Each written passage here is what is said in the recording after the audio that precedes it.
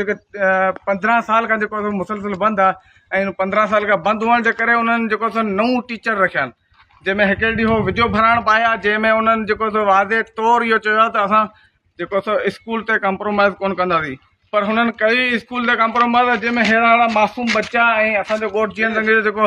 hard area में आहे, जंहिंजे करे असां वटि न का तालीम आहे, न को असां वटि जेको सो को शऊर आहे, ऐं असांजी तालीम न हुअण जे करे असांजो जेको सो बच्चा